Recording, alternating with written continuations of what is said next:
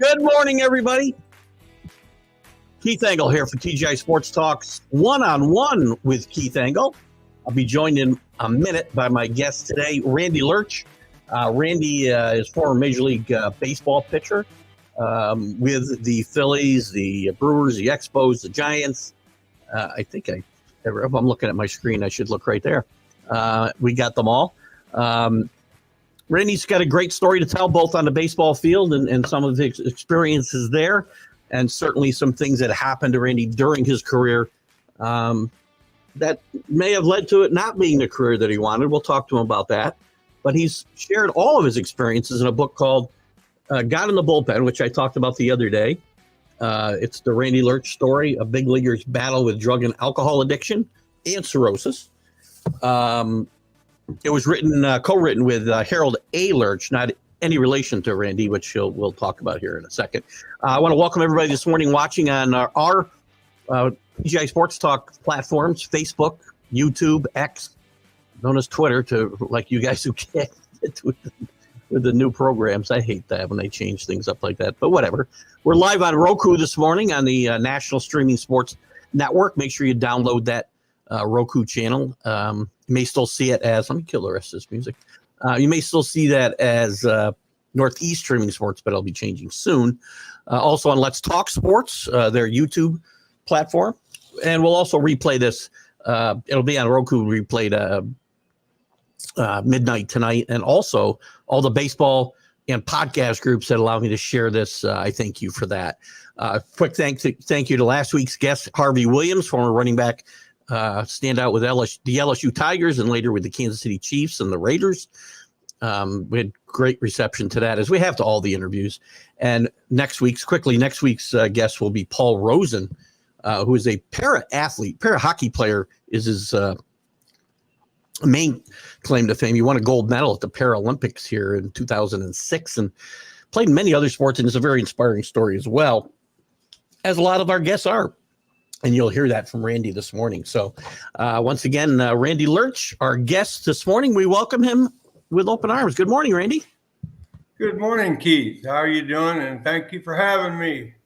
It is great to chat with you. I do remember your career. I know somewhere I read something, I don't know if it was in Ball 9 or something. I read, that you're not a well-known name in baseball circles. I think people of my age do remember Randy Lerch, because if you were following baseball at that time, I'm a Yankee fan, but the Yankees weren't making the playoffs back when you were coming up.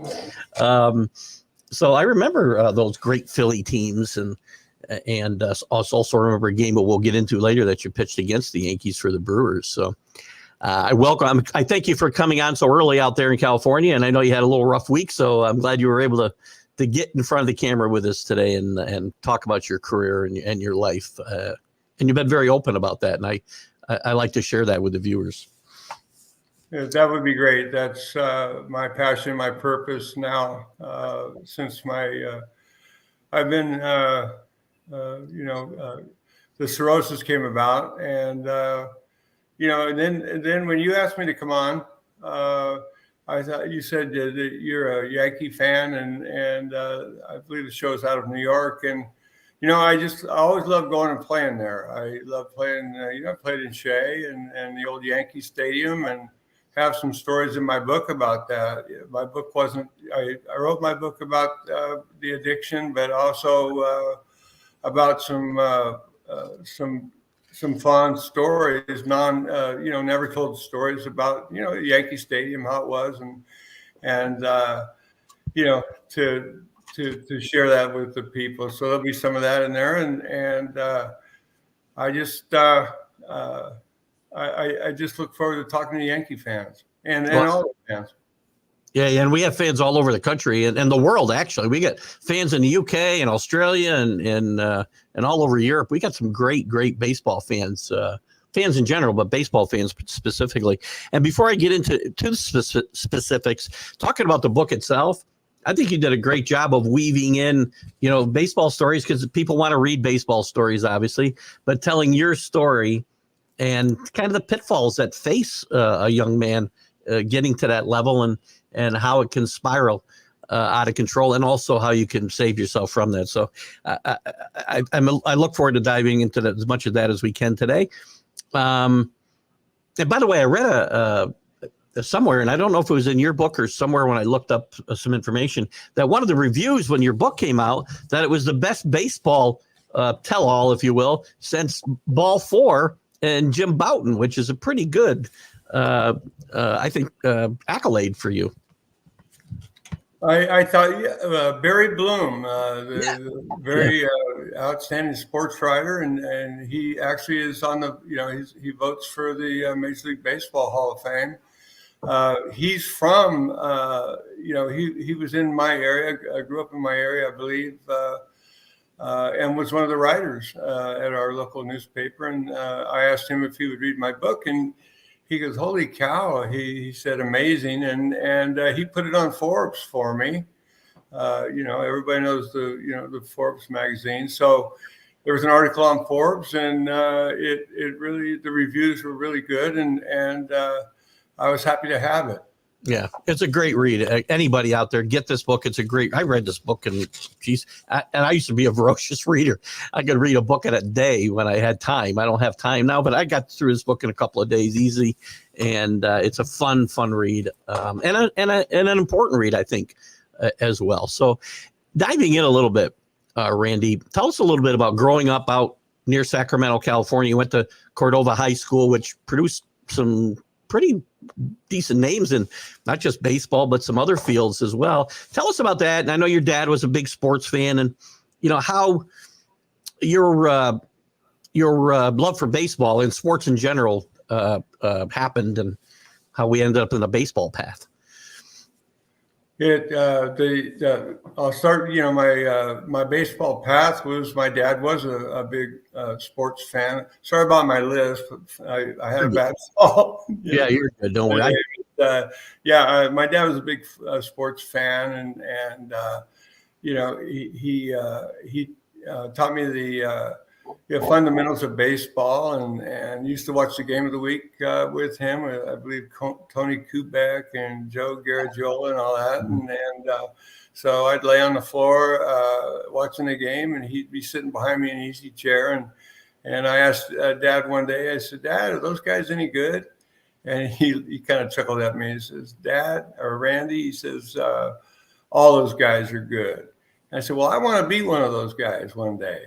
And that was kind of started my dream of being a Major League Baseball player. And he took me to Little League and again, the fundamentals of the game. And it all shot up from there. Our area was amazing. It was a big sports town, actually, Sacramento, Rancho Cordova area. And as we grew up and then got into high school, Mesa Air Force Base that was really happening at that time was almost like a melting pot for a lot of kids and families that came to our area. And we had a lot of outstanding athletes. The Will Heights, Gerald Will Height, I believe, was with the Denver Broncos. But we had our baseball team. We had 2 number 1 draft choices on the same team the same year. In high school, Jerry Manuel and Mike Ondina. And we had actually 5 players that had played in the major leagues off of our same team the same year, with the Nyman brothers, the Wolves. We're not all household names, but that's a lot of players to play in the major leagues. And we were a powerhouse and well known throughout the area. Good stuff. Even outside of you, I mean, you had some guys like Chris Basio and Jeff Jenkins, who was a really nice player with the Brewers for some time. I know he came out of your high school. You mentioned Gerald Will Height, Seneca Wallace, who was a really good college player and had some good moments in the NFL. Lester Holt. Lester. We had Jerry Manuel was. I used to walk home. My teammate on the baseball team used to walk home from practice every day with Jerry, and Jerry would, like I said, number 1 first round draft choice, but Jerry also was manager of the year with the Chicago White Sox, I believe, and also was manager for the New York Mets. So we've got a little bit of accomplishments with our team. You know, I know it's Ken Rudolph. So you were talking about Kubek and Gradiola and Kurt Gowdy. Those were the days I grew up watching, and I loved those guys. And Ken Rudolph was a big announcer around the same time span, maybe a little bit afterwards, doing golf and basketball and such. He's another name that I recognize pretty readily. So as you're in high school, you're a really good athlete. So you weren't just a pitcher. You played positions and hit. You were a good hitting player. As you matured through high school and getting prepared to be drafted, I don't know if you were expected to be drafted. That's another question, I guess. Was pitching always going to be the route, or was a position playing also a possibility? It's so funny. I absolutely love to hit, and the people, even the players in the major leagues, Dusty Maker made a joke out of it when he was, presenting me the Sacramento Sports Hall of Fame award. He didn't mention my pitching that much. He says, Randy can hit, and he likes to hit, and he'll tell you he can hit. And where I'm going with that is I just I love to hit more than I did pitch. I didn't get to pitch every day. You had to wait in between, and I love to go out there and hit the baseball, and that's what Dad and I did so much. Little league, hit the ball, and then once I got into professional ball and found out that pitchers don't get to hit every day, where I did in high school. I found out, I don't like this stuff a whole lot. I don't want to sit on the bench for 4 days and pitch every fifth. So I just want to get out there and hit. And so I practiced it a lot. And so I got to pinch hit. And, I ended up, you probably talk about it later, but ended up hitting the 2 home runs to clinch the division for the Phillies. And, so I did some good hitting, had some good, exciting hitting days to fulfill my ego, I guess. Were there times where you kind of said, I wish I had gone a different direction and played a position and played every day and hit instead of pitching as you got moved through the minors into the majors? Oh, I did a lot. When I was drafted by the Phillies, barely 18 years old, Eddie Bachman, who was the head scout at the time for the Phillies, we were in our kitchen, and I didn't know what I was drafted as. And I was drafted in the 8th round, and Eddie Bachman, I said, so what am I? And Eddie Bachman says, he goes, I know you like to hit. I know you can hit. But right now the Phillies need pitching, especially left-handed pitching. So we're going to try you out there. If it doesn't work out, then we'll go ahead and make you a hitter. So pitching was my deal. Were you expecting to get drafted the year you did? Was it pretty much a foregone conclusion in your mind, your family's mind, that you'd be drafted somewhere by somebody? I was. I had an outstanding junior year. I was 13-0 with a .50 earned running average, and things were really happening. And my senior year, I had some arm problems, and I lost a game. So I was 10-1, 12-1. So I didn't go as high as I thought I would in the draft, but I was pretty sure I was going to get drafted. Was getting drafted by the Phillies any kind of a negative experience? I know you grew up a Giants fan, obviously, from where you lived. I'm sure you would have loved to have gotten drafted by the Giants. You played later on, which we can touch on, but would you prefer to get drafted by the Giants or somewhere at least on the West Coast, or did you not mind going east?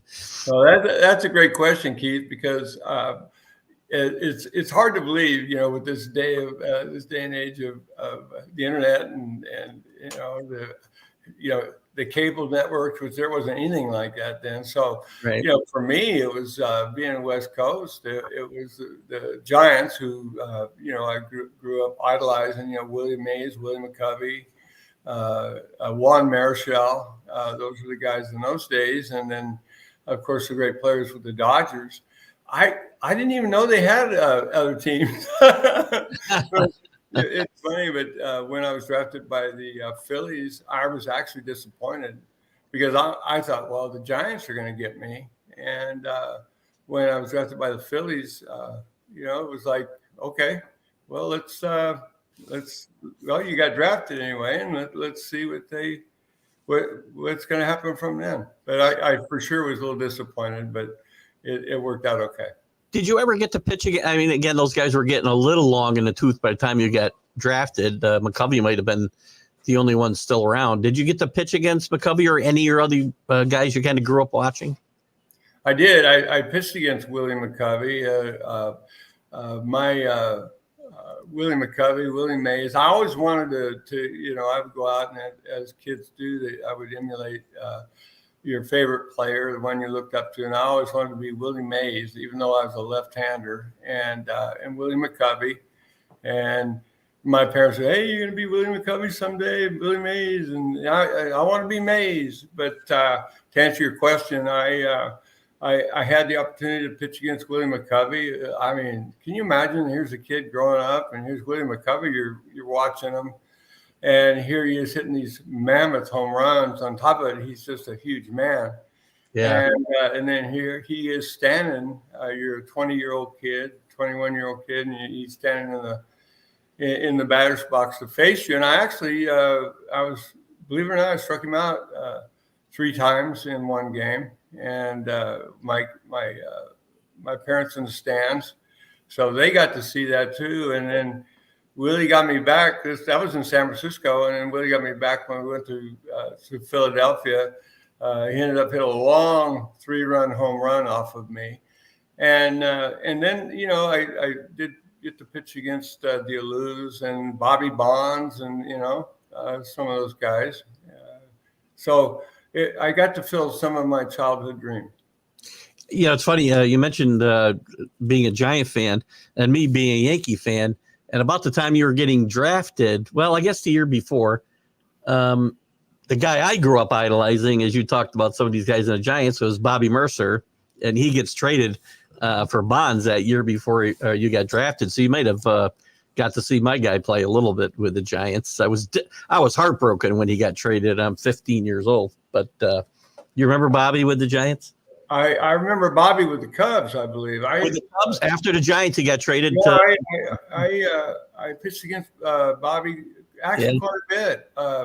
Being in the Eastern Division at the time, Sure, he played the Cubs. So Mercer was a mainstay in that lineup for a while, and I didn't follow the American League that much when I was coming up, so I didn't know what a star Bobby Mercer was. I didn't follow the Yankees that much. I was more Mets and National League. I didn't even know if the American League existed really. I guess I was a pretty protected kid. I don't know, but I did. You were present in your present at all times. Exactly. So but those guys were the Cubs, and that came over and stuff like that. Mercer was one of them, and a great one.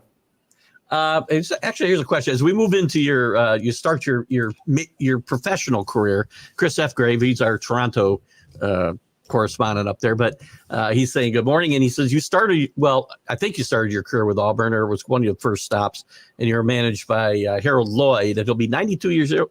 Would have been 92 years old. Give us some of your impressions about that time. And I know you were also managed as you move forward by Hall of Famer Jim Bouton in the major leagues or the minor leagues. What were the influences? And you progressed fairly quickly, in my recollection, through the minor leagues to get to the Phillies. What are your thoughts about that time? Well, first of all, thank you so much for that question, Harold Lloyd. I can picture Harold. I'm so happy that he's still with us, 92 years old. It looks like he might have passed. He says up in heaven. So okay. A Southern guy. I think he was a college coach. When I was drafted by the Phillies, they had 3 Class A teams. They had a low A, which usually consisted of kids they drafted out of high school, which they don't as much anymore. And then they had medium, which consisted of the of college players, and then they had a higher A, which more was the guys that was on their second year in the minor leagues, and so they put me with the medium A. They thought that I'd be okay, but boy, I'll tell you what, it was a grow up fast kid, because I ended up having to play around, play with on my team with these college guys, and they were really rough on me, and especially when, I was the best pitcher on their team. I went 9-2 that year with a two something earned run average, and then they let me hit too, pinch hit and stuff. So it was a hard learning process, but I grew up fast. And then I wasn't real healthy my second year, but then which was high A. I went to Double A, which I was 16-6, and after that, I went to the major leagues in a call-up, just barely 20 years old. That cup of coffee there, was that important to get a taste of the major leagues at that point, even though you knew you'd be going back to the minors?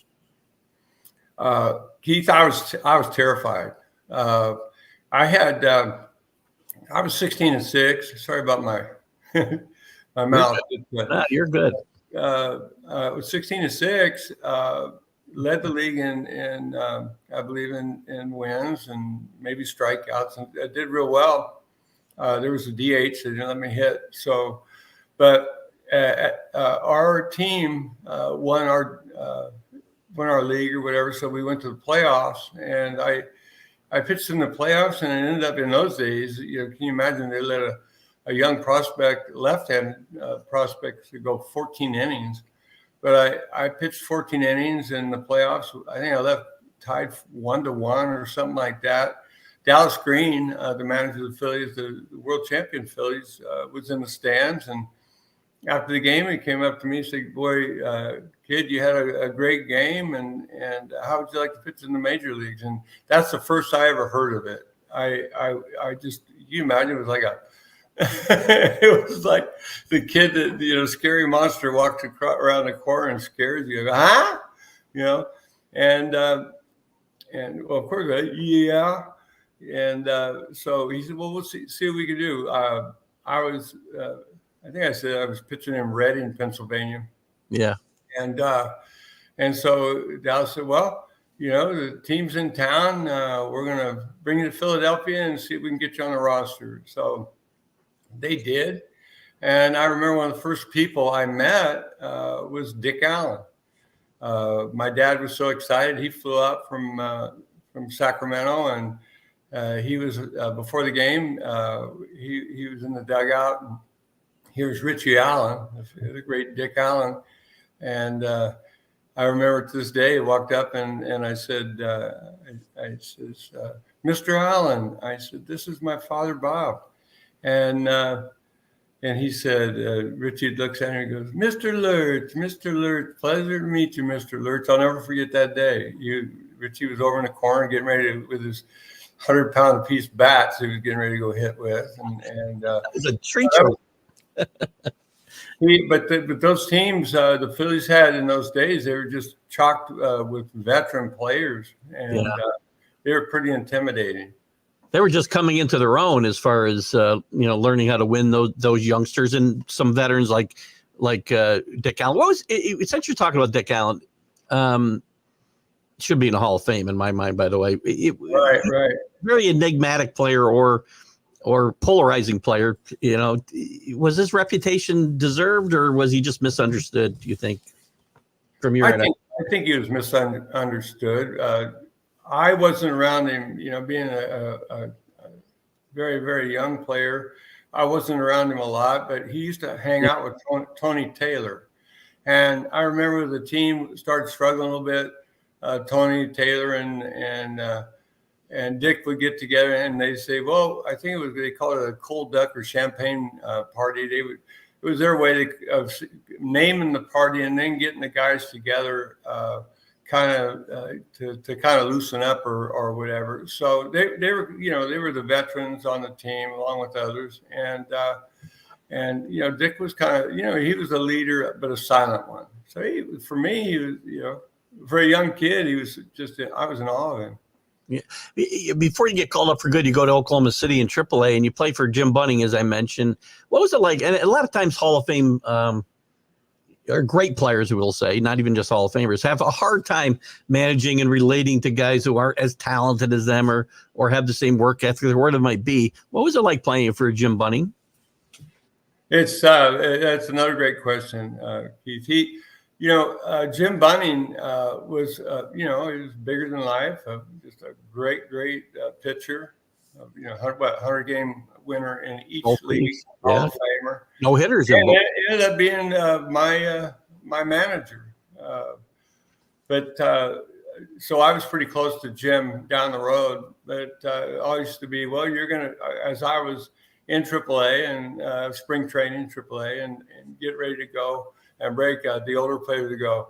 And they would kind of imitate Jim Bouton, and because Jim always used to call you young man, and he'd cross his arms, he'd get and get about 6 inches from your face. So they said, well, just get ready for that when you do bad, and he comes to get you off the mound or talk to you on the mound. The first thing he's going to do is cross his arms and look that stern look that Bouton can do, and said, young man.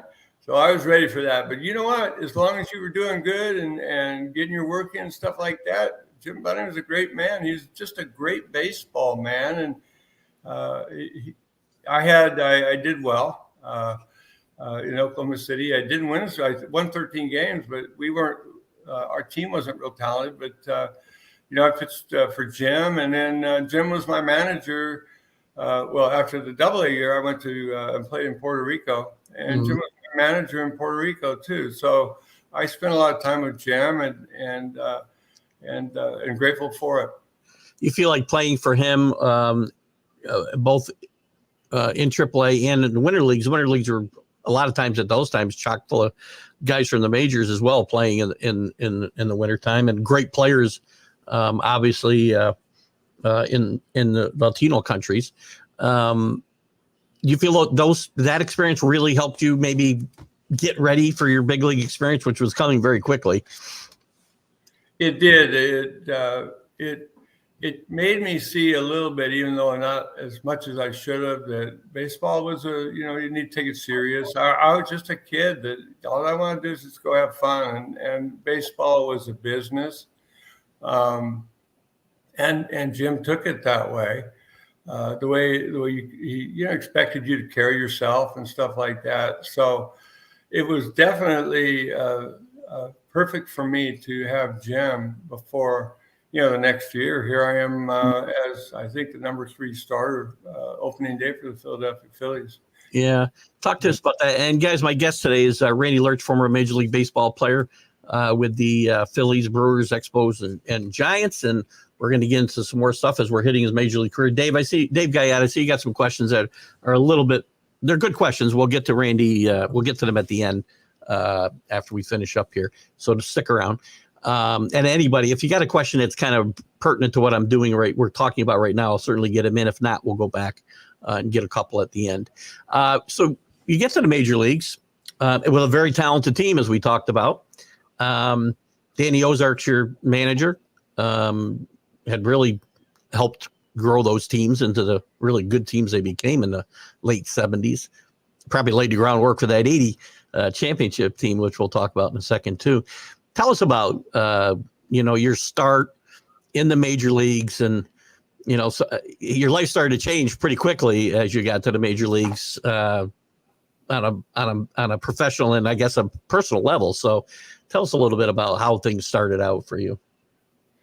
It started out outstanding for me. One of the most exciting times in my life is we were getting ready for the birth of our daughter, Christy, just right about the time breaking, or a little bit before breaking spring training. I didn't know if I was going to make the team. They thought I might, but I started out real bad in spring training, giving up a lot of runs, and the greatest thing Larry Christensen could have told me, he goes, just go out there and he goes, you've already blown it. Why you've already blown it. He goes, so you might as well go out there and just have a good time. And it's, maybe that was God talking to him and telling me that to settle down. But, I went out there and after he told me that, and I thought I had blown it, I went out and pitched 26 scoreless innings in a row in spring training and even hit a home run. And it brought me to the Phillies getting ready to trade some of their top prospects down the road and pitching prospects and making the team. And I did. I made it out of spring training and brought my wife and my newborn daughter with me. What an exciting time! And then, I believe I was the third pitcher out of I think it was Carlton first, Christensen. And then I think I started the third game. But we also, we had Jim Cott, Tim Lomborg. We had some unbelievable pitchers, and Tug McGraw. So there was a lot of them, and to be a part of that was an amazing time. What was it like pitching? And I know Tug was a great influence in your life, but as far as in general, before we talk more about Tug, maybe pitching with one of the greatest left-handed pitchers in the history of baseball, Steve Carlton. Was it intimidating? Was he helpful to your development? What was it like playing with Carlton? Well, in a way, it might have hurt me because they kept pounding to me that you're the next Steve Carlton. You're going to be Steve Carlton. And yeah, I think as a kid, I look at it's amazing when my kids were 20 years old and they're in their 40s now, but I thought of them as just babies. Just out of high school. I can't even imagine somebody 20 years old going out and pitching in front of 65,000 people on national TV, especially when Philadelphia had, I think, 6 or 7 daily papers that followed him. They needed an extra bus, and then of course with the famous Philly Boo Birds, and so it was very intimidating, and but I did go out, and my first major league start, I pitched 6 2. First major league win, I pitched 6 2/3 innings against the Cubs and beat them. And then I did very well. I think I ended up winning my first 5 or 6 games, losing 2, and then the notoriety hit, and I started doing some of the wrong things. At what point, and why did you first take that, the greenies, if you will, which was big then, the amphetamines, everybody, it was almost, I shouldn't say everybody, but it was prolific around the major leagues at the time. At what point and why did you take your first greenie? I have no idea, except that it was done. It was well known, and one of the players on my team that I looked up to recommended I take these, and it'll help you to prolong your season, and you'll be better at it.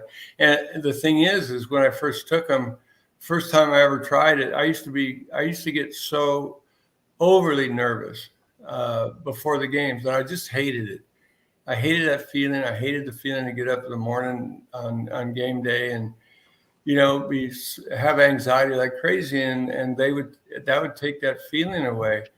And it didn't take, it took a while to look back on it and realize that that's what made me good. Mm-hmm. That my adrenaline would flow.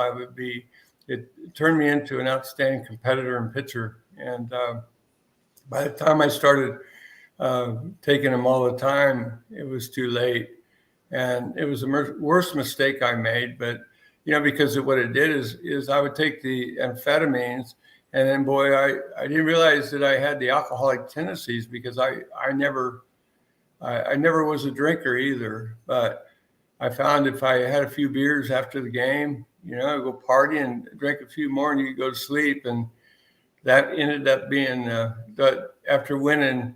5 or 7 games. I beat the Dodgers that year, and I beat a lot of teams that had a good start. And I I took those amphetamines, and boy, it was a downhill. It sounded like I lost everything, but I just wasn't the good pitcher that I could have been. Yeah. Was there any? I mean, you're not knowing beforehand that you have an addictive personality until it happens. But was there any history in your family of addictive personalities where it might have foreshadowed your life? There was alcoholism in our family, grandparents and stuff like that. My dad liked his beers, but I never saw that he was drunk and stuff like that. But you wouldn't, as a kid, think, oh well, there's alcoholic tendencies. So I just did it.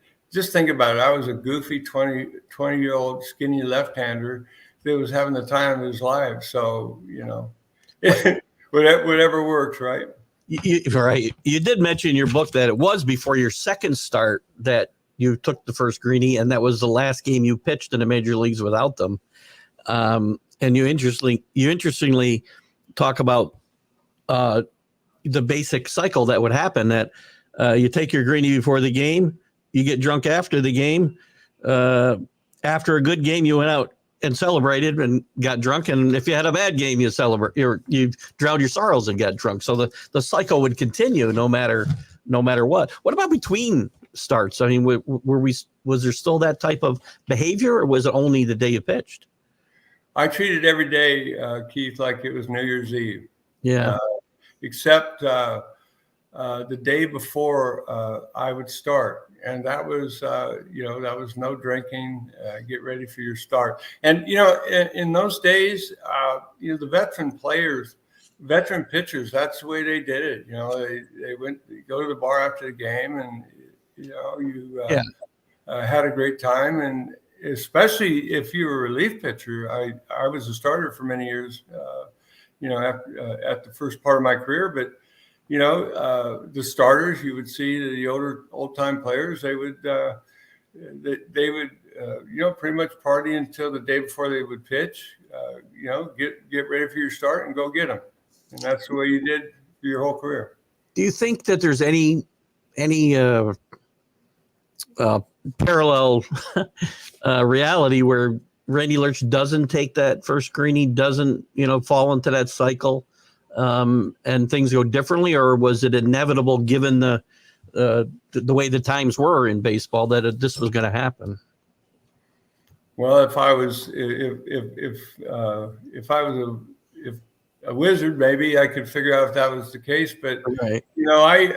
I know one thing as I look back, I talk about it in the book that I was such a goody two shoes that at the end of my Auburn. The time in Auburn, all the guys got together and to say goodbye, and they had a party before the plane left the next day, and they all had me drinking Harvey Wallbangers, and well, I like to taste that. I think that's the sickest I've ever been, especially hungover, and I don't think I even looked up the whole flight, the 5-hour flight home, and. If I look back at the way I was and the way I was goody two shoes in high school, and I was a pitcher of the year one year in the minor leagues. So I have no idea, but I'm sure wish it wouldn't happen, because if I had kept going like I was, I mean, every year in the minor leagues, I was, I went 9-2, 7-6, 16-6, 13. Yeah. So I was on my way, and then I won the first 5 or 6 games out of 7 or 8 in the major league. So I was, if you look back at my track record, I was headed the right direction. Yeah. I mean, your ERA, I think that first year wasn't great. You won 10 games though, but your second and third years, looked like you were making really, really good progress on a very good team that was having trouble getting over the top, getting by the Dodgers and maybe the Reds 1 year in the playoffs, if I remember right. What was holding that team back to switch gears just a little bit back to baseball? I think that we didn't believe in ourselves. I think we played gangbusters for the whole season, but we hadn't reached that next level. And then we put extra pressure on ourselves, along with the Phillies getting into the playoffs was just such a big deal. And then take it to the next level to get into the World Series was guys put so much pressure on themselves, along with, the press hitting them hard, saying, you know what, the Phillies are going to blow it again, And we ended up doing it until 1980. I felt like you were as talented as those Dodger teams. That Reds team was loaded that you ended up losing to, but certainly the Dodgers team, I felt the Phillies were at least as talented as. What about Danny Ozark? What was it like playing for Danny Ozark during those years? Your maturation as a major league player. Danny Ozark was the greatest manager I've ever had that I didn't know I had. Being a young kid, Danny was somebody that didn't get out there and harp on you and make things tough on you. He just, he was just a easy-go-lucky guy that I didn't realize until I got some of the managers that were, I should say hard asses and made life difficult. And Green in there? I just wish that, that I realized just how great Danny was. Danny was, he let me develop as a major league player. Chris actually catches my next question here. Who was the leader of that team in the locker room? Was it, I think you mentioned Larry Christensen, but Larry Bowa strikes me as a guy who might have been a leader on that team. But who did you see and look up to or the team look up to for leadership on that team? I think Larry Bowa was the guy that, that he was the one that had the extra energy and made things go. With Luzinski and Schmidt, they were like the gentle giants that, Larry made things interesting, just by keeping everybody on their edge. There's a couple quick stories. Greg Luzinski struck out with the bases loaded and, in the ninth inning, and it cost us the game. And the Phillies press, the writers have been getting on him about his weight. And why would you do this to the Greg Luzinski, the bull, who could, rip your face off? But Bull walks by him and says, "Hey, Bull, if it had been a cheeseburger, you'd have hit it." And, here it is. We just lost this game. It was terrible. And here you see it looked like a bull literally in a china shop trying to catch Boa through our clubhouse. And, if he'd have caught him, he'd have killed him. What? Excuse me? No, go ahead. And then Carlton, he used to walk by Boa and grab him by the neck. And, lefty, the big old lefty, Carlton, these strong hands. I go, well, why are you doing that? Let go. He's like squirming around. And he lets go and he looks at Bo and he said, "That's just in case you think about saying something about me," because Carlton would keep him on his, in his good graces with him. But just a couple of little stories there that, Bo's he stirred the drink, and then the gentle giants, they took care of business out on the field along with Larry. I think the term was still relevant in that time frame, and it certainly was in the 50s and 60s. Would Bo be described as what I remember being referred to as a red ass in baseball, as on the field? Well, he was. I mean, we had. It was well known in the baseball ranks, anyway, the players and stuff. But right off of our dugout, you walked into the dugout, past the bats was a urinal, and Boa struck out, was having a bad time one time, and you hear just this commotion like you can't believe, and Boa's in there just destroying the bathroom with his bat because he didn't get a hit. And I mean, he took care of the urinal, the toilet, and everything. I mean, he just many times Boa would snap and get in trouble with the umpires and stuff like that. But once he got on the field, he was, he was a fire plug, or not fire plug, he was a fireball. Yeah. You mentioned Danny Ozark and his impact and maybe not realizing it until some other guys he played for. One of those guys I got to believe is Dallas Green, polar opposites maybe of Danny Ozark, at least from where I sat. He did get that team over the top, but talk about your own relationship with Dallas and how he related to the team differently.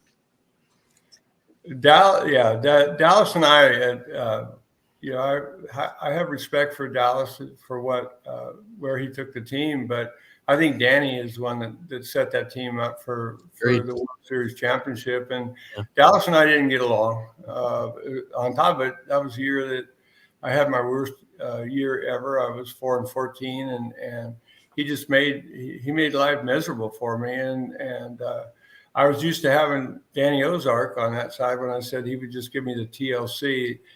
And I would look for the TLC from Dallas, and I would get nothing but the other end of it. So and on top of it, had a tough year, and that's my own fault. I should have. I'd been around long enough by then. I think I was around 4 or 5 years or something like that in the major league. So, but it was tough going for me with Dallas. 80 had to be a bitter year because you win the World Championship. But if I remember right, you weren't on the World Series roster. That had to be a very painful time for you. And that was Dallas making his decision that he didn't want me to be on the team. Now, I didn't deserve. I'd been on the team a year or 2 years before. I'd hit the 2 home runs, and then the next year I'd had a really nice year in 1979. But they came down to the roster, and Dallas made a decision that he was going to keep me off of it. So that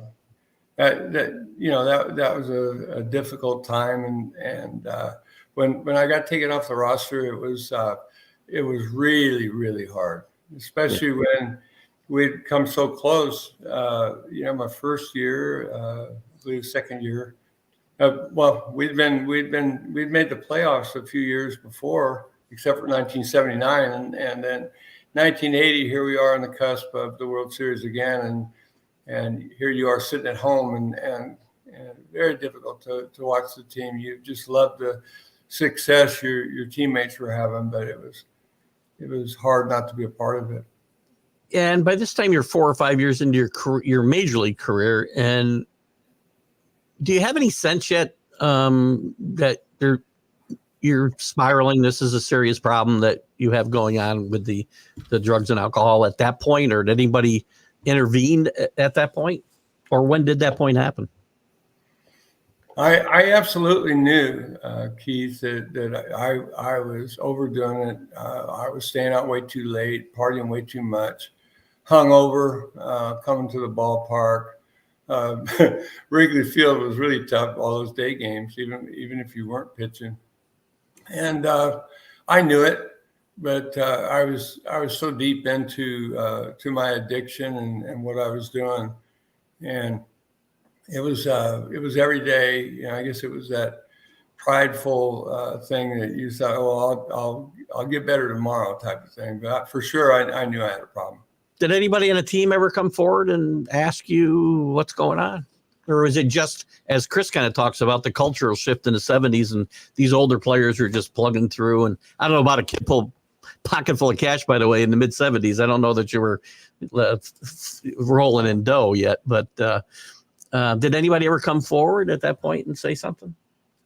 They did. I forget, I remember Pete Rose said something, hey kid, you're drinking too much. And I knew I was, and I knew I needed to knock it off. But I look back at my life, Keith, and when you were a kid that came up and you're, like I said, barely 20 years old, had so much success, your prideful ways, the way you were acting, cocky, nobody's going to tell you what to do. Nobody's going to talk to you. So leave me alone type of thing. Yeah. You mentioned Tug McGraw in the book, and what was Tug's influence on you? I always looked up to Tug because Tug, first of all, was when I made the Phillies. He was the guy that kind of loosened me up, and I didn't realize. I tell the story in the book how I was walking in spring training. I was walking out to the field and walking through the exit door with my glove and my stuff, and Tug's standing there, and he said, "Hey, kid," and I said, "Yes." I don't know, something like goofy, but he goes, "I'm left-handed." And I said, "Yeah, I know you are." He goes, "And you're left-handed." I go, "Well, yeah." He goes, "That means we're both left-handed. And he starts hollering at me. "And if you think for 1 second you're going to even have one thought of taking my job, you got another thing coming. So don't even, so he's just chewing on me, and I'm thinking, holy cow." And it was almost like that was my first initiation with Tug McGraw. But we had a lot of fun together. He made things fun. He did goofy things that made the game fun for me. And he was a great pitcher too. We used to run. We'd go in the outfield before the game, and we'd run to get our running in to stay in shape and stuff like that. And then in the off season, our families would meet together, and we went on our Jerry Lewis bike-a-thon together. And then at the end of my when I was in so much trouble, and my book will talk about my dog attack, the dog attack that almost killed me. He helped me with the hospital and stuff like that. Not many ways, but just to point me in the right direction. And then at the bottom of my pit, when I was in trouble, just about to get either dead or whatever, no money, homeless, Tug sent me the money for a plane ticket after I retired from baseball to get me back east, and kind of put his arm around me. Him and Larry Christensen helped me to get back on, but it was still a long trail to go after that. Yeah, I'll go back to this question that Rick Sherlock put up. These was at the start of the people who are the greatest help in helping you get started beating your addiction, was basically. It was the start. I had a long ways to go, but at least it helped me to kind of. I ended up coming home and didn't have a family after I retired. Went through that, and then back east in New Jersey, about drinking myself to death. But Tug and Larry Christensen helped point me to be able to get a job and things like that. Back to baseball for a second. You get traded. Well, you get embroiled in a bit of a controversy in '81 where you end up testifying against the Phillies doctors, if I remember right. But it leads to you getting traded. What were your feelings getting traded from the only organization you knew to the Brewers, which was a talented team in the American League, hadn't gotten over the top yet? We'll talk a little about that. But what was it like getting traded and moving on? Well, it was something. You came from just out of high school. You were a Philly. In the minor leagues, everything you did was the Phillies. And, it's like moving from home or whatever, I guess. And then the major leagues, did some good things in Philadelphia, and then got traded to the Brewers. And, that team was a great team too. I mean, the Brewers had just traded and gotten Sal Bando, whether it was trade, free agency, or whatever. Sal Bando, Ted Simmons, Raleigh Fingers, Pete Vukovich. And so Harry Dalton, the general manager, put a heck of a team together. Yeah. And to be a part of that team and getting the rotation. And, I ended up winning I ended up starting the winning game of the first playoff win in Brewers history against the Yankees in Yankee Stadium. So that was a thrill. So I fit in for a few years, and they just a great talented team. Did that pitching in that playoff game, given what happened in '80 and whatnot, was that it had to be a highlight. Is that what was the highlight of your major league career? Would you call that the highlight of your major league career, possibly? It was one of them, Keith. But the game that we talk about the Philly Bluebirds and everything. In 1978, the Phillies we'd gone and gotten the playoffs and then lost in the playoffs, and fell short of the World Series every year. And here we went into Pittsburgh with I believe a 3-game lead or 2-game lead with 4 to play into the season. We were in first place, I think you said, but the Pirates were on a roll, and we ended up losing a doubleheader on a Friday. And so now we've got a 1-game lead with 2 to play. I'm pitching on the Saturday, and I mean, here it is, the pressure like you can't believe. The Phillies are going to blow it again.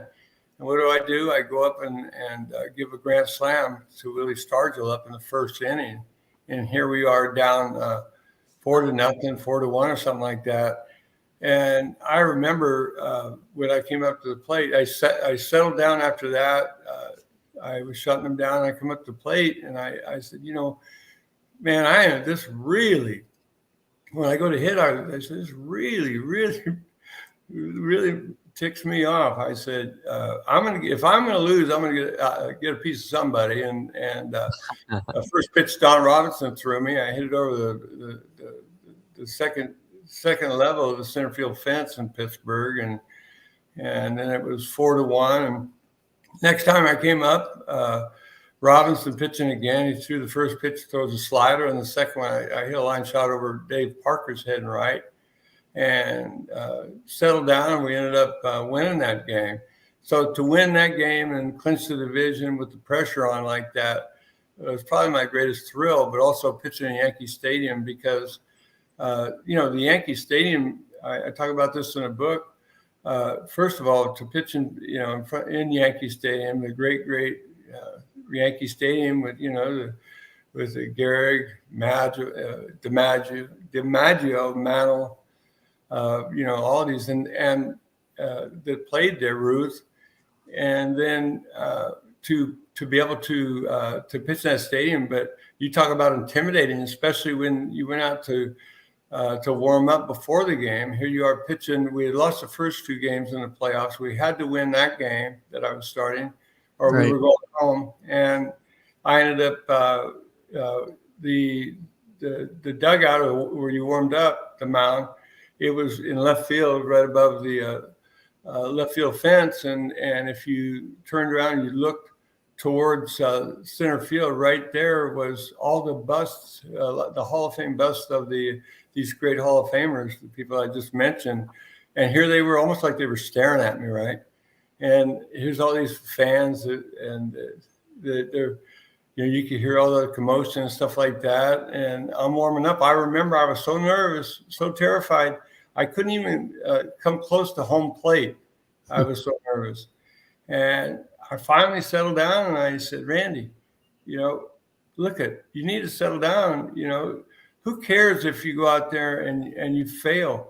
But if you pitch one pitch on that mound, you will have already accomplished more than most all kids that ever wanted to play in the major leagues. You got to stand on that Yankee Stadium mound and pitch against people like Reggie Jackson and stuff like that. So as soon as I did that, I settled down, and I 3-hit him for 6 innings, and we went on to win that game. I didn't get the win. Raleigh Fingers, I'm still mad at him for blowing my save, but we ended up winning that game, and we lost in 5. Yeah, almost beat the Yankees that year for sure. It was kind of the end of the Yankees mini dynasty there, that 81 season. They lost to the Dodgers later on. But you're only in Milwaukee for a couple of years, and you move on to the Expos. And I want to touch on that quickly because playing in a different country is often a different experience. When I've talked to guys like yourself, for sure. What was it like going to Montreal and playing there? And I know Chris has got a question about a specific player there, but we'll get to that in a second. Here it is, comes Keith again, that I didn't realize. I look back now at the unbelievable talented players that I played against and with. I mean, with the Brewers, I mean, with Raleigh and Sal Bando. How about Robin Yount was our shortstop? I was going to mention that. Yeah, Cecil Paul Cooper. Marler. We had Ted Simmons, who's in the Hall of Fame. Cecil Cooper. I mean, it goes on. And then I go to Montreal. And I'm thinking, oh, it's just the Montreal Expos. We Phillies used to beat them all the time. Holy cow. I look back on it. The guy I was throwing to was Gary Carter, a Hall of Famer. And then, our left fielder was Tim Raines. Our center fielder was Andre Dawson, all Hall of Famers. Yeah. And, and the great Steve Rogers pitching and Rudy Fryman, and, Al Oliver. I mean, it just goes on and on. Ellis Valentine. And I look back and I think, holy cow, Randy, the people, the players that you got to play with. Well, I wish I would have appreciated it then, but that Montreal team was stacked. Actually, a guy that Chris wants to know about is a guy who's a little less known. I know the name. Bryn Smith was an incredibly popular player in northern Quebec community at the time as a lumberjack-looking character. Well, what are your memories of Bryn Smith? Bryn Smith was one of the nicest guys you ever want to meet. Redheaded guy, really, really nice. And I was always somebody that, I didn't realize I was never. I would consider a pitcher. I was somebody that, I would always want to see how hard I could throw it and didn't set hitters up and stuff. So I thought, well, you have to throw really hard to be successful. And Bryn didn't throw very hard, but he had a great changeup, great curveball. And like an idiot that I was in those days, he would say, well, what do you think? I don't throw very hard. I go, oh, Brandon, you got to throw harder than that to be successful in the major leagues, right? The last person he wanted to talk to, and it turns out that his changeup and curveball was outstanding, and Bryn Smith, the great guy he was, also had an outstanding career. So your career's winding down. You do get to go home and play, with your boyhood team and the Giants. You can allude to that a little bit. Did you have the feeling that the time was running out in your career? I did. My it was like the excitement of my career was over. I wish I would have made the Giants when at the start, because when we first went into San Francisco, when I first made the Phillies, I remember my dad and his fire department took 2 Greyhound buses to the stadium, Candlestick Park, and were cheering for us when I was pitching for the Phillies. I ended up beating the Giants in front of all my parents and my dad's friends and getting the game-winning hit. And so that was the excitement. I wish it was if I was, pitching for the Giants. But then at the end of my career, I was struggling so much that I just didn't realize the excitement it should have been. I remember standing out opening day, Candlestick Park, and that stadium held 80,000 people, and it was packed. Yeah. And to stand and look at all those Giants fans, something I should have just appreciated. Like, you can't believe, coming up from Rancho Cordova outside of Sacramento, and then to be that kid that finally made it on the San Francisco Giants, but didn't appreciate it like I should have, because I was more worried about me not making a starting rotation or whatever, or being in the bullpen. Just a bad attitude. And there's a few questions here, Danny. We'll get to your questions. And good morning to you, Danny. We'll get to your questions as soon as I finish up. I want to, as your career ends, I don't want to miss this. This is important. We talked about, your struggles with addiction throughout your career. We talked about some of the people that helped you, and Tug and Larry Christensen. So what was the real, when did you get into rehab? What saved, again, I'm going to assume, Randy Lerch's life? What tell us about the circumstances and what you attribute to your recovery to, as such it is. We know you still have some problems, which you can talk about as well. I was in New Jersey. I was in the worst of my addiction, I was up to, believe it or not, a non-drinker maybe wouldn't understand, or maybe understand it more, but I was drinking a quart of vodka a day, and I would drink. I would drink and pass out, drink and pass out. And there's two friends, great baseball fans, Gretchen and David, who finally took me to the hospital twice, and I was in alcoholic detox and then rehab, which was just basically it was the longest I've been sober in 40 years, pretty much, and that was after my career, obviously, but then once I I'd said I'd flown out, Tug and Larry, and flew back east, and so I flew back home again, and met my sweetheart Maria, who I've been married to for 17 years, and on top of it, I kept my drinking just not as heavy, but and got my construction career going. I was somebody that could, I would drink after. At least I controlled enough that I would drink after work, and but the damage had been done. I ended up after just sitting, not feeling good. My belly was swelling up, and back in California, and so I went to the doctor, and my belly was huge. Didn't know what it was. Knew I didn't feel good.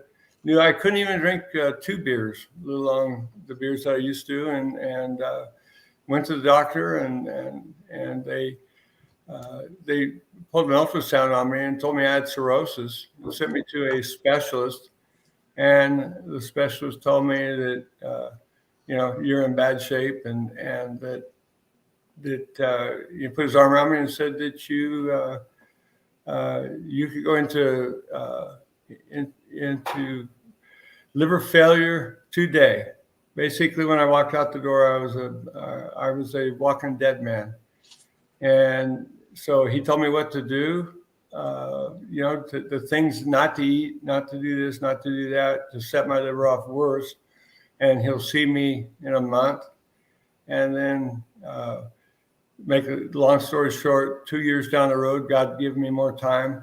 The doctor said, your liver's doing better and better. It looks like you've been given a second chance, meaning you're not going to die today, but you still have liver cirrhosis, and that's a death sentence. So at that time, I was so grateful. I wanted to, climb the highest mountain and tell anyone to listen how bad drugs and alcohol were for you. And by God's grace, he led me to Hal Lerch, and he wanted to write a book. He was a Christian writer, and I wrote my book, God and there it is right there. It's been out. It's been out going on 5 years, and we've touched a lot of people with it. Hopefully, helped save some lives. We do it through our church and through other means, but I kind of summarize it a lot there, Keith. But yeah, how long you been sober now, Randy? Almost 8 years. The day that I was told I had cirrhosis, my special Maria crawled up in my chair. I knew that I was a dead man, and she said, "Don't leave me." And at that point, I realized how serious this was, and I told her I would do my best. And by God's great grace, I've been given more time, and now I've done a lot of podcasts. I even spoke at Folsom Prison. I've tried to spread the word and make anywhere that I can, and talk to my area and church about how great God's been to me, and how terrible addiction is, and how to help them with it. Well, the book is a great testament, I think, to that, Randy. And there's a couple more questions here, but I just want to wrap up this part and we'll go on. If you got a couple minutes, we'll answer their questions.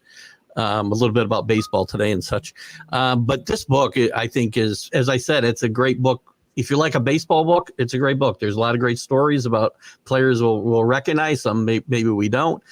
But it's a great story, and I've kind of pushed it as I've talked about it on my shows the last couple of weeks. That it's a great story of potential, and the pitfalls that can become anybody in life, much less a professional athlete, and redemption in a way of overcoming that part of your life and giving back in a way. So I commend you for doing that. And I know your faith is a big part of that. Again, I commend you for what you've done here. It's a great book, and I wish you continued good health. So, and you can get it on Amazon. Yes, I was going to ask you that. You can get it on Amazon. Thank you. And I appreciate you sending me the book with a nice little inscription in there for it as well. So go to Amazon, guys, and I'll post that. And I'll post a link to the Amazon page as well on my pages, Randy. So great stuff. Thank you. Like you said, there's untold stories there, like the 23-22 game. Great stuff. Carlton and I shooting up the club. Just there's some funny stuff there, along with the. Well, that's what you do when you're drunk, right? I did a lot of stupid stuff when I drank too much, but I never shot up anything. But yes, I agree. Depending on your upbringing, I know grew up around rifles and hunting and whatnot, so makes sense. You're going to go do something like that. So, a couple quick questions, just to touch on. What your thoughts on the game of Major League Baseball today, and some of the rule changes, the pitch clock, the no spider tack. Shorter baselines, bigger bases, blah, blah, blah. What are your thoughts on the game today? Some are good and some are bad. I guess you would ask most, ex-major leaguers would say that. I think we're getting to where, automatic replay and stuff like that. And, I like the game when in its original form. Where the grime and the grit and guts and all that of baseball, it seems like they've taken away. I do like the timing of the pitch clock and stuff like that, because it used to drive me crazy. We would get guys like Wade Boggs and stuff like that. He used to, step out each time and take their time. But there's been some good ones and bad. The instant replay has been tough to take. But beyond that, I think they've done a good job in making the game more exciting. I think the instant replay, like everything, they just bastardized it, right? It's supposed to be for this. It was just for home runs in the beginning, and now it's like, a guy takes his foot off the base for a millisecond and we replay it and forever and he's out. And that's not what it was meant for. They bastardize everything. You think you almost got to go to college to be able to figure out the rules, right? You think the pitching, the massive pitching injuries, I have a theory that it's because pitchers don't throw enough. You guys, you threw all the time. You threw almost every day. And there was no pitch counts, and I think guys just don't pitch enough, and they don't pitch in stressful situations enough in the game. They get in trouble, and they've thrown 60 or 70 pitches, and they're looking for somebody to come and get them. And you tie that in with the pitch clock, and we just throw as hard as we can, as long as we can. I think that's kind of been led to this rash of pitching injuries. What are your thoughts? I agree with you, guys. Everything's on. Here we go again with the radar gun and stuff like that. Throw as hard as you can, as long as you can. I mean, it's almost like think about one of these high performance race cars. You put the alcohol in them and they go a quarter of a mile or whatever it is, and then they're good for 3 or 4 times, and then the engine blows up. Yeah. I don't know if people are aware, probably now, but even my grandkids, all this travel ball and stuff like that, the kids are almost playing year round. Their bodies don't get a break.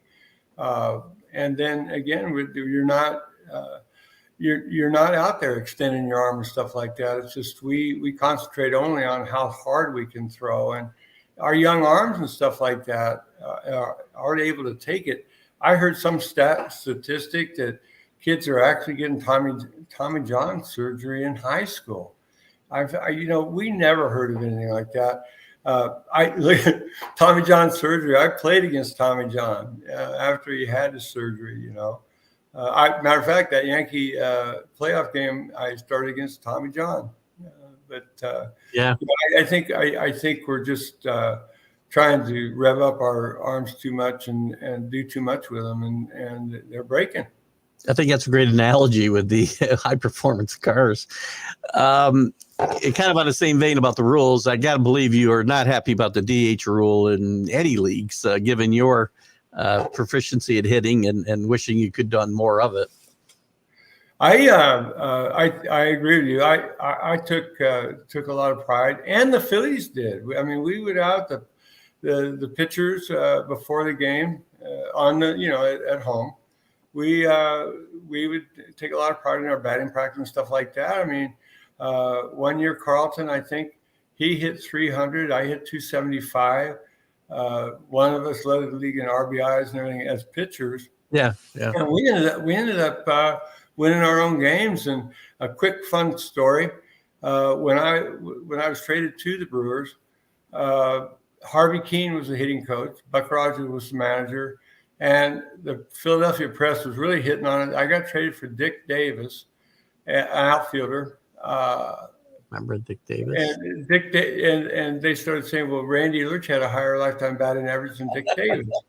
So that's cool. I come back in spring training, just after getting traded, Buck Rogers comes up to me and says, I would like you to stay after spring training and hit for Harvey. And I go, Buck, I haven't grabbed a bat in months and months. He goes, well, he wants to see you swing the bat. And I was in great shape. I've been, getting my, strength and everything for spring training. So, okay. Keith, I went out there. I had the greatest batting display I ever had in my lifetime. I was launching. I was hitting line shots and then hitting balls out of right, center, left. But I really messed myself up because after that, Harvey takes me up to Buck Rogers. He goes, well, man, that was pretty good. He goes, now I would like you to make every spring training game as a pinch hitter for the Milwaukee Brewers. Can you imagine that? Oh. And so I had to try. Usually starting pitchers, they only have to travel when you're pitching in spring training. You just go home and go to the beach or whatever it was. But I had to make all the games. And then Buck says, look, I want to use you as a pitch hitter during the season. And so I for the first half of the season, I hit with the extra men every single day with the Milwaukee Brewers, even on the road. So I got to hit a ball in second deck in Tiger Stadium and got to hit in Fenway and all those and have that dream. But you can't imagine the guys hated me because I was taking the extra men's swings, and they didn't get many anyway on the road. So after halfway through the season, Buck hadn't used them anyway, so I quit. But what a great story. You probably wish you had a video of that great batting practice session you had with Harvey to start that whole ball rolling, I would think. Well, yeah. I'm going to guess this is a facetious question from our resident Dodger fan, Danny Fuller. I'm thinking a Giant fan wasn't really dying to play for the Dodgers. What are your thoughts? He says did you always want to play for the Dodgers, correct? I'm thinking maybe not. One of my greatest regrets was when in between my major league stay, when I got released by the Expos, I went and I pitched in the minor leagues back with the Phillies again. And one of the teams in Albuquerque pitched against was the Dodgers. And I was pitching really good in the minor leagues. And one of the pitching coaches was Sandy Koufax. And Sandy knew who I was because of watching me with the Phillies. And I was talking to Sandy, and he was showing me how to hold it. He held his curveball, and I swear he was able to make the ball curve from 5 feet away from you, right? Yeah. And I had the opportunity to after the Phillies didn't bring me to the major leagues, I said, well, I was going to not go to spring training, but try to get on with the major league spring training. The Dodgers invited me to go back to their Albuquerque team.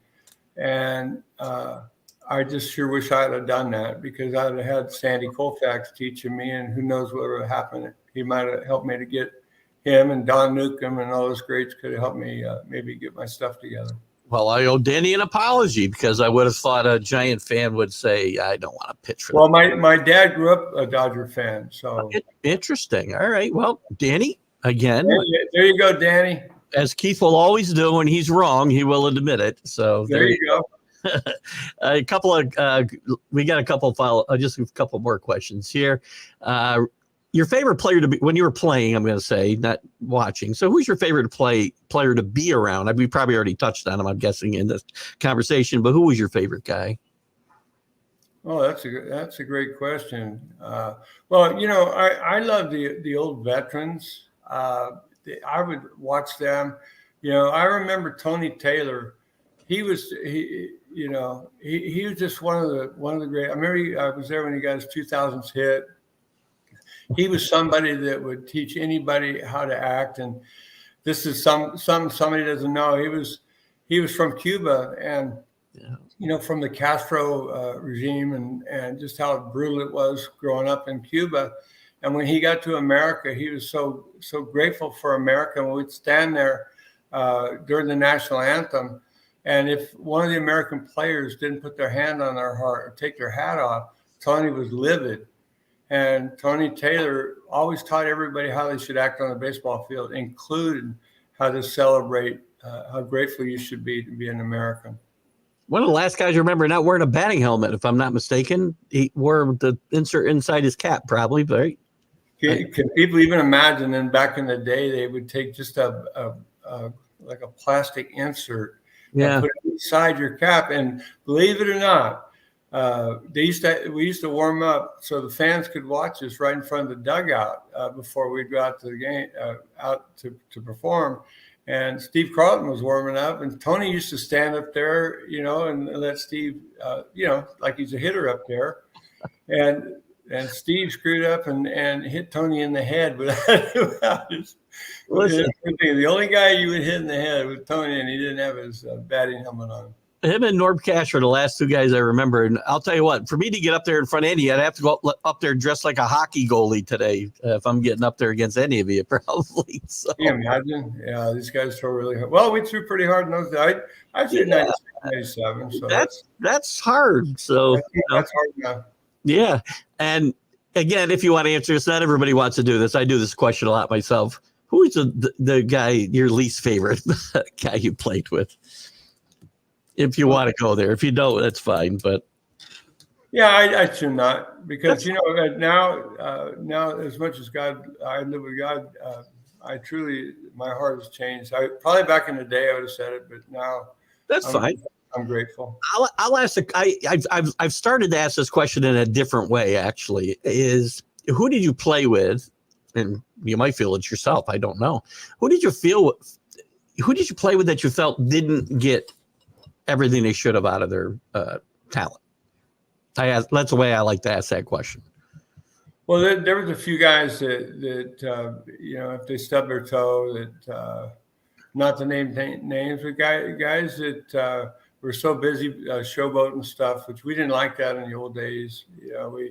We didn't like guys that would flip their bats and show you up and stuff like that. Those were the days where we didn't have any problem knocking somebody down or hitting them in the ribs. And there's a few players that, they would talk a lot, but they didn't walk the talk. So guys like that didn't, when they put their spikes on, didn't give it 100%. Yeah. Who got the most out? Yeah, that's another question I like that. Who got the most out of their talent? I think a guy like Larry Bowa comes to mind, right? I mean, he wasn't as talented as Mike Schmidt, let's say, probably, but who would Larry be that guy, or somebody different comes to mind? Larry was a great example, but people that don't, the greatest hitter of all time.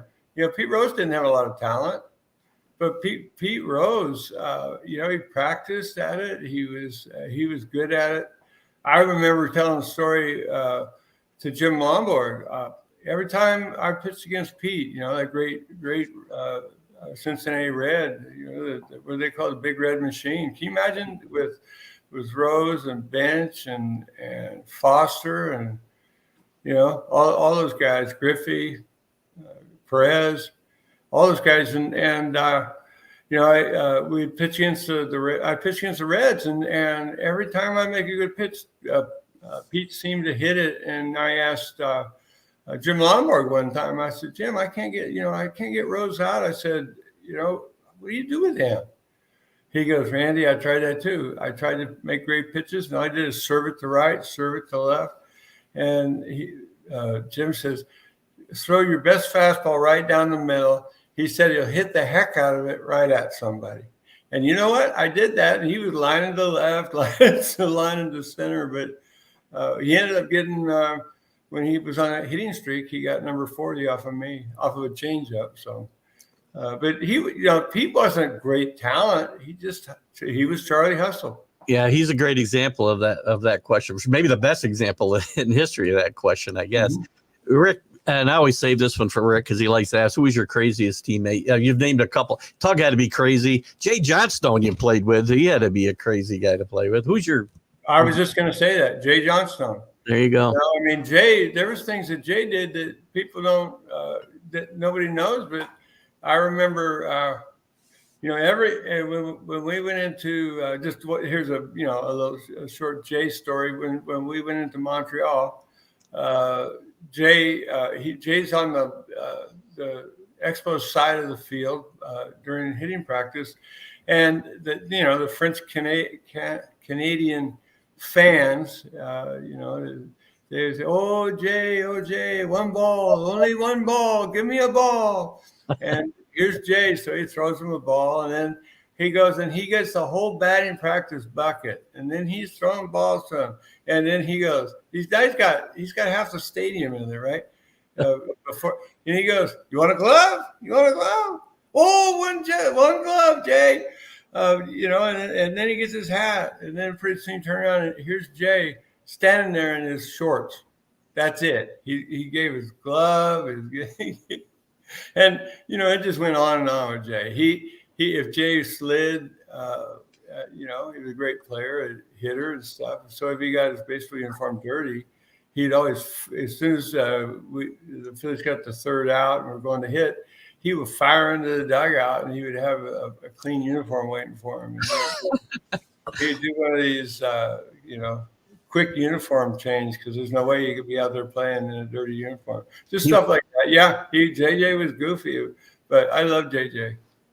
He was crazy, but he was that guy could hit a little bit too. I was wondering why he never had a chance to play more, but well, he could hit, maybe because he made the manager mad all the time. I don't know. But he's another one. He swung a huge bat. I mean, he's real long and heavy bat, but he just Jay could hit. I mentioned to you earlier that we have fans all over the globe. We have Michael Gott with us. I know Michael's over there in the UK. He's one of our big followers of our Major League Baseball update show and our interviews. He's asking if, in hindsight, and I'm guessing there's a lot of things you would change if you had the power to do so. But outside of the obvious, is there anything that you would change from your playing days? Well, yeah, outside of the obvious, I think one thing that I wish if I was Houdini, I wish I would have. You hear about the announcers and stuff like that talking about this pitcher. Oh, he set this guy up. That I never took the game, and I never learned how to pitch. I just was a thrower, and so I wish I'd have learned that. And I wish I would have taken the game as a business. If I would have taken it as just I was just a kid fulfilling a dream, instead of realizing that, don't take this personal. I mean, if you get traded, it's this guy with $1 million that doesn't think you fit into his team. And so next time, go and do better, and he won't trade you. So, great answer. Realize that. Michael, thank you for tuning in across the pond. We always like to see our fans from out there. Chris didn't expect you to reference Woody Fryman, and he does correct this later. Woody played for quite a while with the Expos, but Was Woody a guy that he was a professional pitcher? I always look at him as he wasn't a superstar, but he was a guy who just went out there and gave you some innings. And I know he had arthritic elbow, if I remember right, and pitched in a lot of pain. What are your thoughts about Woody? Well, Woody Fryman was my teammate for a year with the Expos, and somebody you would look up to. I tell a couple of stories, but Woody used to when he would head out because he was a short reliever, so he'd head out probably in a 6th, 7th inning, and Woody would shake like he had a pocket full of aspirin or something, and he did. He had a pocket full of Darvon because his elbow hurt him so bad that Woody would take a Darvon like a half hour before it was time to start warming up, and then go out and be able to go to the mound. And I remember when Woody was with the Cubs, him and I pitched against each other, and that's when I think it was 1977 or 78, but Woody actually, I believe Woody was my first major league home run. I was pitching against him, and I remember the count was 2-2, and he dropped down sidearm 2-2, and I'm thinking, here I am, a pitcher, you start dropping down sidearm to me. So I'm thinking, well, if he's dropping down sidearm, the next pitch's got to be a slider because Willie's known for his, he's known for his sliders. So, Woody, but and so he threw me a slider. I hit it over the right center field fence in Philadelphia, and the next time up, I hit a double off him. So I got to play against him and hit him too. That's pretty cool. Do you keep in touch with any of your former teammates today? Or are you?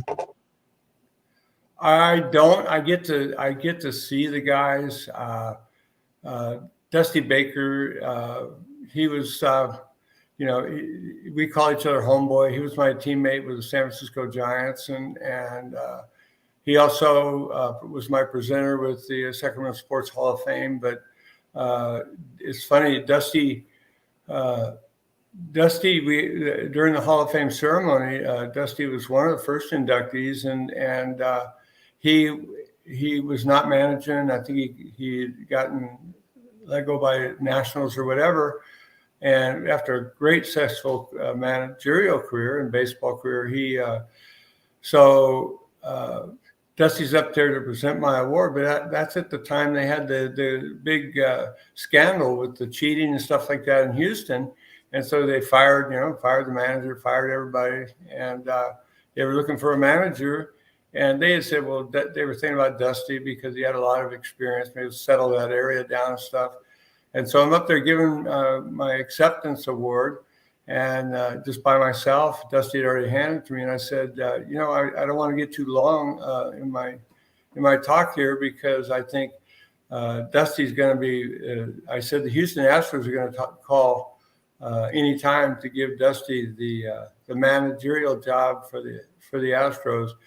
I was just being a smart aleck, but that night he was named manager of the Houston Astros, and every year when Dusty would come home, even after winning the World Series, he would always call me and see how I'm doing. So we keep in touch, and then some of the other guys in the area, but I really concentrate on helping. We help feed the homeless on Saturdays, and I pass out my books, hand out some baseball cards, try to tell people that there's hope.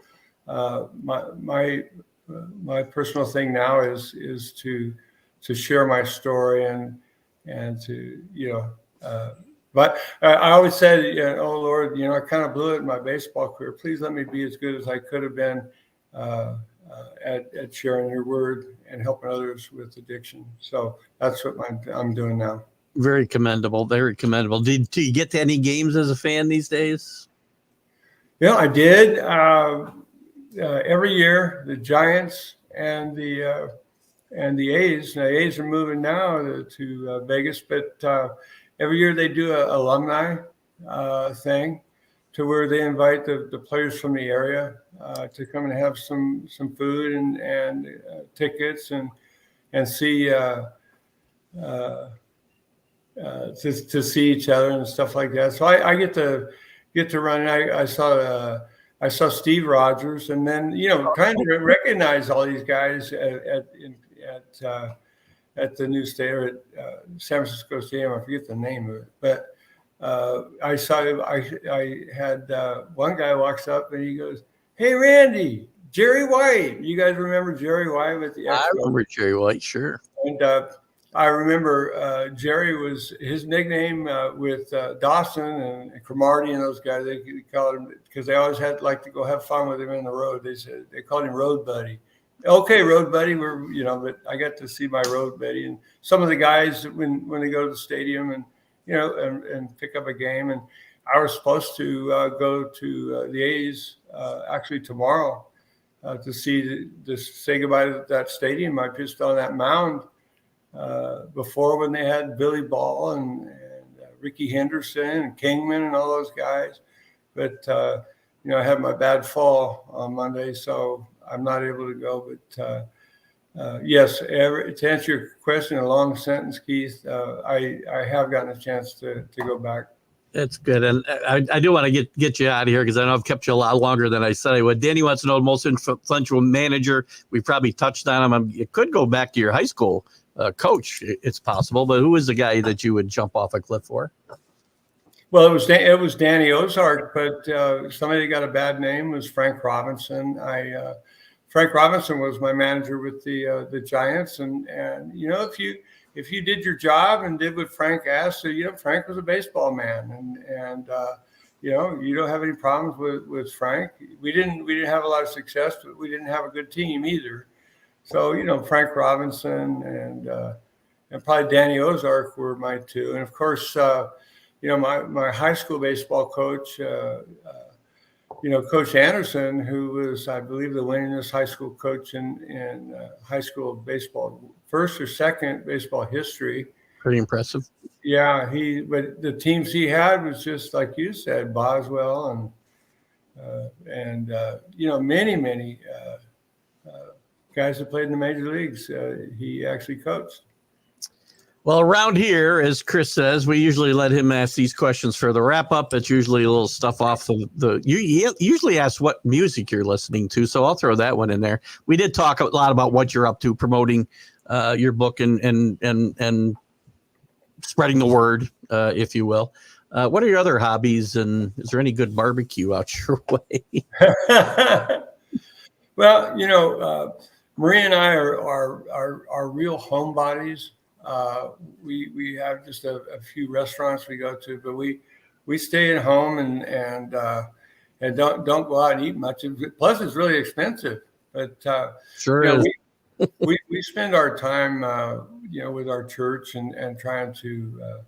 Like I said, if I get the opportunity, I go and try to share my story with others.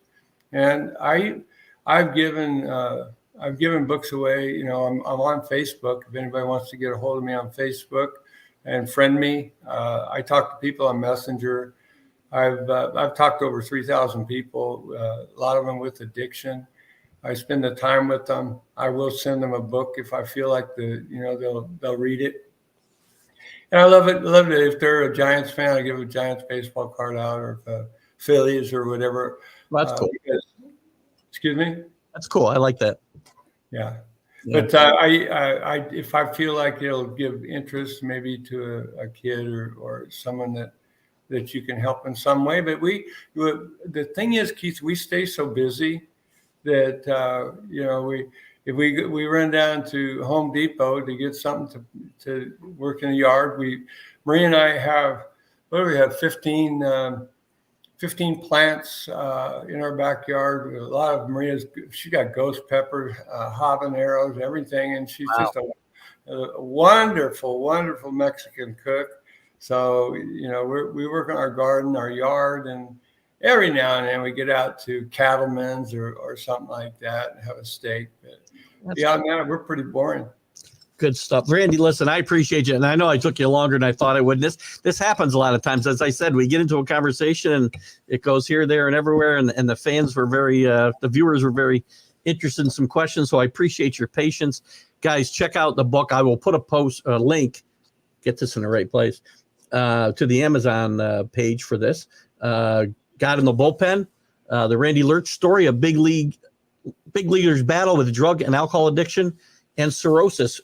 Randy Lerch and Harold A. Lerch, no relation. Keep in mind. But Randy, I appreciate your time today, and hope you'll stick around for a second to say a proper goodbye. And I do appreciate you coming on today and spending all this time with us. Well, you're so welcome. I hope my story can, people enjoyed it and can maybe down the road use it. Great stuff. Great story. Guys, I appreciate all of you guys. I can't mention all by name right now because we're running so late, but I know you guys are with me every show, every interview. You'll be with me with the Sunday Stream of Consciousness. Next, I want to thank Randy. I want to thank, I guess ahead of time, I mentioned next week's guest on One-on-One with Keith Engle will be Paul Rosen, para hockey player who won a gold medal at the Paralympics and has got a lot of other good stories to tell. We're looking forward to that interview with Paul as well. Thank you, guys. We'll see you Sunday morning. Have a great Friday.